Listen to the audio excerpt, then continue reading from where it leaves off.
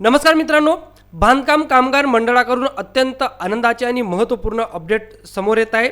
मित्रांनो, तुम्हाला माहिती आहे की बऱ्याच लोकांचे जे बांधकाम कामगार योजनेअंतर्गत भांडे वाटपची योजना होती, तर त्या अंतर्गत जे भांडं वाटप आहे तर ते भांडे वाटप हे त्यांचे अडकले होते किंवा मध्ये आचारसंहिता लागली, त्यामुळे त्यांचे भांडे वाटप ही बंद करण्यात आली होती आणि बऱ्याच लोकांना अद्यापही भांडे हे देण्यात आले नव्हते. त्यांचे सर्व डॉक्युमेंटेशन वगैरे सगळं कंप्लीट झालं होतं, परंतु त्यांना भांडे वाटप ही झाली नव्हती. तर अशा सर्व मित्रांसाठी अत्यंत महत्त्वपूर्ण अपडेट तीच म्हणजे भांडे वाटप नवीन आता सुरू झालेली आहे.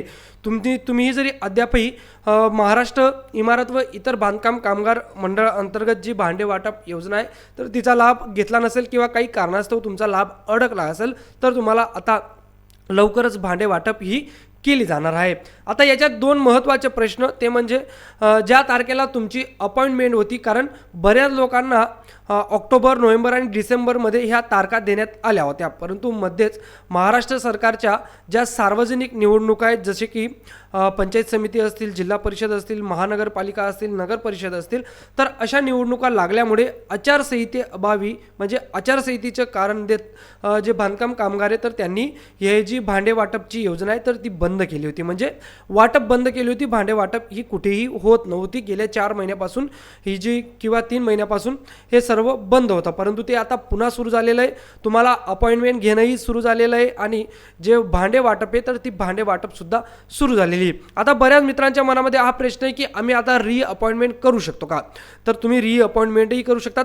तर त्यासाठी काय करायचं आहे, तुम्हाला इथं चेंज अपॉइंटमेंट डेट या ऑप्शनवर यायचं आहे. बघा, जी बांधकाम कामगारची ऑफिशियल वेबसाईट आहे, आपण आपल्या व्हिडिओच्या डिस्क्रिप्शन बॉक्समध्ये सुद्धा ती वेबसाईटची लिंक देऊन देऊ. त्यामुळे त्या वेबसाईटवर येऊन तुम्ही इथं चेंज अपॉइंटमेंट डेट या पर्यायावर क्लिक करून तुमची जी डेट आहे तर ती चेंज करू शकतात.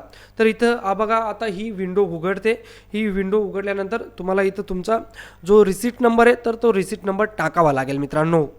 तर बघा मित्रांनो, इथं तुमचा रजिस्ट्रेशन नंबर टाका. रजिस्ट्रेशन नंबर टाकल्यानंतर तुमचं जो डिटेल्स असेल तर ती डिटेल्स येईल आणि तुम्हाला जी डेट सुटेबल असेल तर ती डेट तुम्ही इथं सिलेक्ट करू शकतात.